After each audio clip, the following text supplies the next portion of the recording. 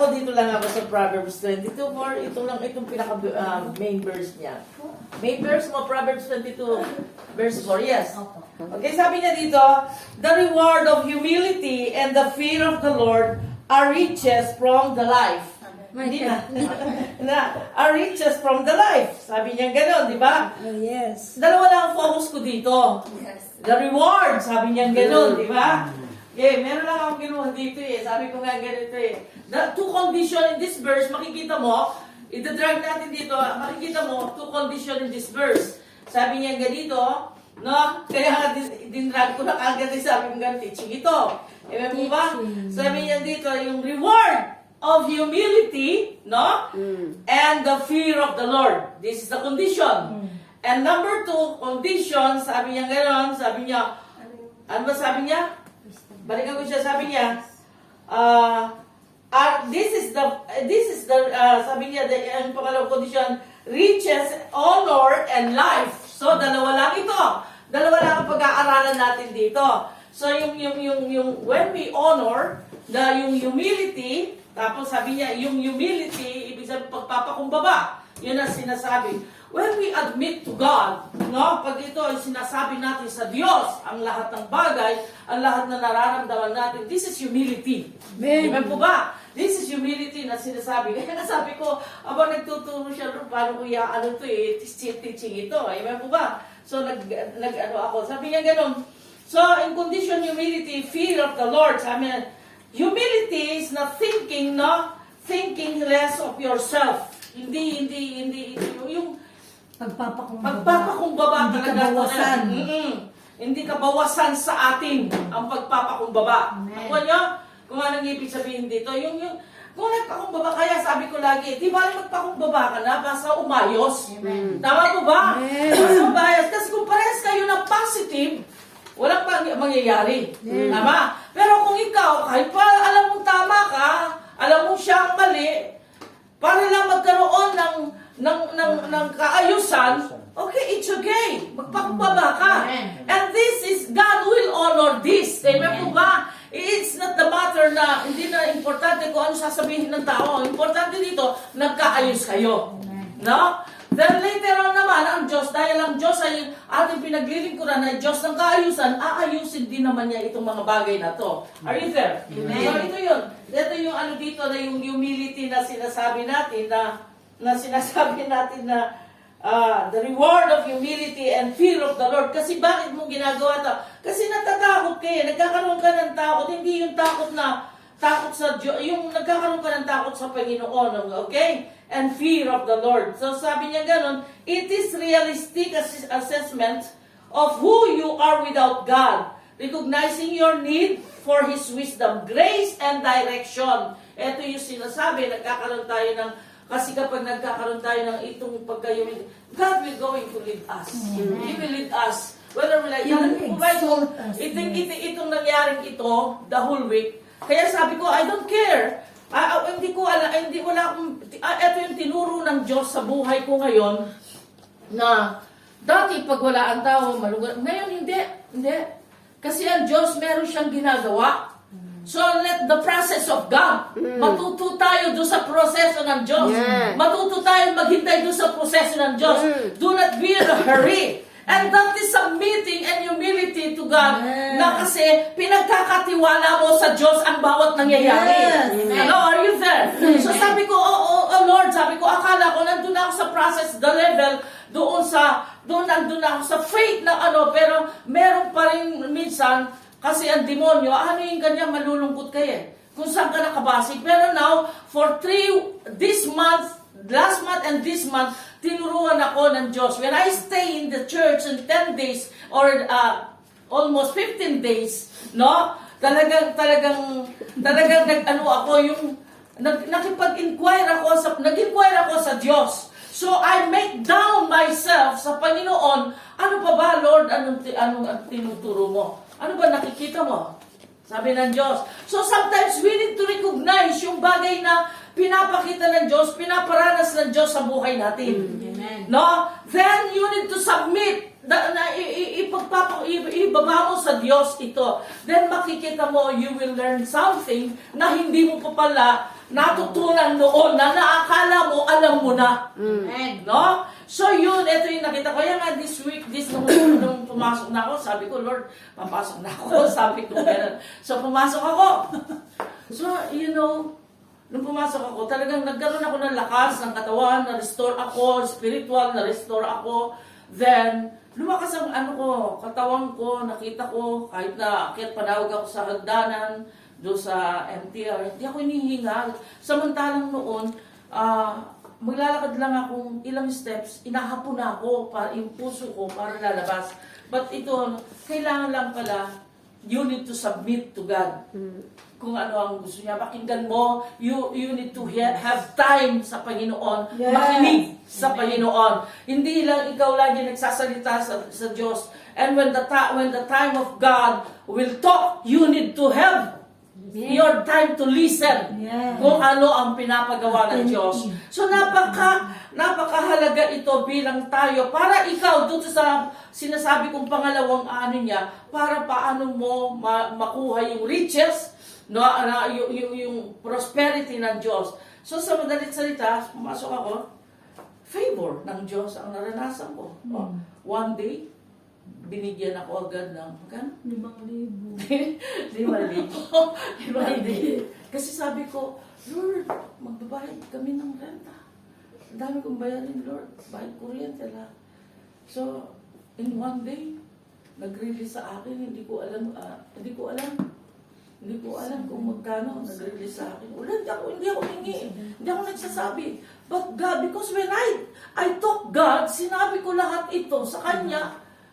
No? Sinabi ko lahat sa Kanya.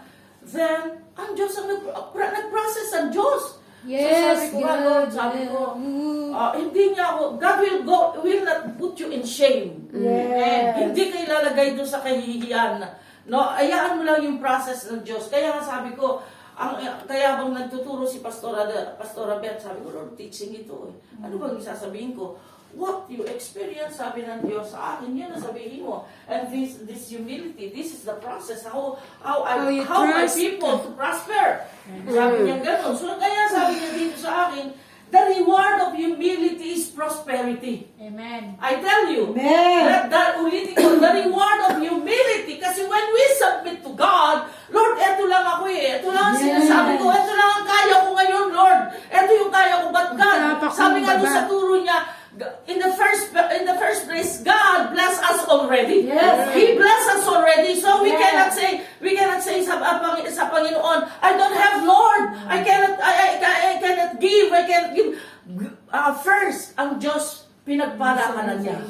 Binigay na niya. He gave you the seed already. Only one thing to do is, you need to obey. You need to, ipagkatiwala mo sa Diyos ito. Then, pag pinagkatiwala mo sa Diyos, Lord, ang daming kulang. God, sabi nga, lagi ko sinasabi, kung naririnig nyo, araw-araw tayo nananalangin. Lord, ang hindi ko natapos ngayong araw na ito, ngayong gabing ito, o God, tatapusin mo. And I will open the door, and I will receive yung tinapos mo. Ganun naman ang nangyayari. That is the process of God. Kasi sabi ko nga, sinasabi ko yun sa Diyos, ikino-confess ko yun sa Diyos, sinasabi mo, sabi nga sa Matthew, when you pray to God, when you ask to God, it done already in your life. Nangyari na already. Nangyari na. Ang anuin mo lang dito, yung magtiwala ka sa Diyos. Kasi pagtitiwala sa Diyos is humility. Amen po ba? Pagtitiwala sa Diyos is humility. Pagsunod sa Diyos is humility. You are submitting yourself. You are submitting everything sa Panginoon. Dahil makikita mo, yung kakulangan, I tell you, binabayaran ko monthly siguro kahit 30,000, except the rent. Every day, nagpapadala ako 6,000 every day sa Pilipinas. Where can I get that money? I don't have money, but I have God. Amen. I submit to God. Then ang Diyos, malaki. Malaki ang, sabi nga, mas malawak ang langit kesa sa lupa. Amen. Amen po ba kesa sa dagat na kinalalagyan mong problema? Mas malawak ito. Pagkatiwala mo lamang sa Diyos. Ano sabi niya, di ba? Sabi niya, fear of the Lord. Natatakot ako na hindi sumunod sa Diyos. Natatakot akong mag-disobey sa Diyos. Kasi ang disobedience is not humility, is not submitting. So nakakatakot kasi ito pag nag-disobey ka sa Diyos. Kaya nga sabi nga, fear of the Lord is the wisdom. Is the beginning of wisdom. When you have the wisdom of God, riches come to you. Amen. Kasi when you have wisdom of God, you will obey God kung anong sinasabi niya. Because sabi mo kanina, He's the Creator, we are the creation of God. So tayo ay kinreate ng Diyos, He knows His plan for us. Yes. And His So plan is bakit mo better. pakikialaman na ang Creator mo, siya ang nag-create sa'yo? Bakit mo pakikialaman yung plano ng Diyos sa buhay mo? Yeah. Na ang plano ng Diyos sa'yo is to have the riches. Amen. The riches, material na bagay. What is the riches? Yung hindi kayang bilhin ng pera. And that is riches. Amen. Peace. Joy. Joy. And this is the riches that God put in my heart. Amen. That this money cannot buy these riches. Amen. Amen? And this is the true riches that you have. Then sabi niya, life. And this is the second condition. You have the reward, sabi niya, riches, honor, and life. Honor. Punta tayo doon sa honor. Sabi ganito sa riches, you cannot buy this money, cannot buy the riches that God put it in your heart, in your life. What? Peace. Joy. Tama po ba? Amen. And material na bagay, it will follow. Amen. Then ano sabi niya? Honor. Honor, the applause of people. Hindi ito. Hindi ito yung sinasabi ng honor. Makikita yung pamumuhay mo ng tao. Ikakaiba na yung pamumuhay ng pamumuhay mo. Because you obey God, you fear God, no? You obey God, you fear God, then makikita nila yung kakaiba na. Di ba nga sinasabi nila, ay ganito siya, ba't ngayon na iba na siya? No? Bakit? May iba. They honor you because of God. Yes. Makikita na ang Diyos sa buhay mo. Amen. Makikita na ang Diyos ang gumagalaw sa buhay natin. Are you there? Amen. Kaya nga, when we all submit to God, when we learn how to submit and trust God, I tell you, ito sinasabi niyang life na pangatlong riches. Ito yung sinasabi niya, life, yung buhay na meron ka. God will going to satisfy this life. Amen. Hindi aayaan ng Diyos na mawala ka dito. Kaya nga I understand them. Why they cannot understand the Word of God? Nakuha niyo yun? Yes. I understand them. Why they cannot understand the Word of God? Why? Because they don't want to apply, they don't want to do, they don't want to, they don't want to submit to God. Kasi bakit? The fear that they have. Meron silang takot, hindi takot sa Diyos, takot doon sa mundo na hindi nila magawa yung bagay na dapat nilang gawin. But I tell you, if you put first priority God, I tell you, God will going. Totoo yung sinasabi ng Biblia. God will going to put you first priority. Amen. Sa kanyang mga plano. I tell you, sabi nga God gave us the authority to command the world come. God give you the authority. Nasa atin na ito Sabi ko nga, di ba naituro ko na sabi ko sa inyo, when we are praying, we have the devotion in the evening, hindi na kayo dapat humingi sa Diyos. Why? God gave you the authority. God gave us the authority. Ang kailangan gawin mo na lamang ay gawin mo, command to yourself na dumating ito. Amen. Ang hindi ka laging hingi ng hingi sa Diyos. God give you the authority na bigay na niya and get. God give us God give you the wealth and give you the power to get the wealth. Amen. Yes. So ito yun. Ito yung sinasabi ng Diyos. Kaya nga wisdom Fear of the Lord. Sabi niya ganun. Magkaroon ka ng wisdom. It beginnings the wisdom, the fear of the Lord. When you have the wisdom of God, then you know the Word of God. Of course, you need to apply. Amen. Mahirap Hindi na alam natin ang salita ng Diyos from cover to cover. Alam natin ang salita ng Diyos, but hindi natin ito ina-apply. It is useless. Nagkakaroon ka lang. Tanong ko sa inyo, anong pagkaiba? Anong pagkaiba mo nung hindi ka Kristiyano at ngayon Kristiyano ka? Nung hindi ka Kristiyano, hindi mo pa alam ang salita ng Diyos. Okay? It's okay. Hindi pa alam Acceptable yun kasi wala ka pang alam No? Reasonable, that is the right word. Yeah. Reasonable. You don't know the word of God. You don't know yet the word of God. Reasonable. But now you know from cover to cover the word of God, hindi mo ginagawa. Hindi acceptable sa Diyos. Are you there? Amen. Hello, are you there? Amen. Kaya nga ako, hiya ako sa Diyos kapag halimbawa may nagdidisobey ako Sabi ko, Lord, hindi ito. Hindi acceptable. Wala akong karapatan humingi sa iyo. Kaya pala, para kang nangihila ng kalabaw. Doon sa may... Yung may hinihila ang kalabaw. No? So, kaya anong pagkaiba mo? Sino ang worst? Yung hindi ka Kristiyano na ginagawa mo yung hindi mo nagagawa yung salita, o yung Kristiyano ka, sino ang mga Kristiyano ka na alam mo ang salita ng Diyos, ba't hindi ka sumusunod sa Diyos? Sino ang worst? Walang pagka. No? Mas worst ka doon sa taong nasa labas na walang salita ng Diyos. Kesa ikaw alam, puno ka na, but you don't know.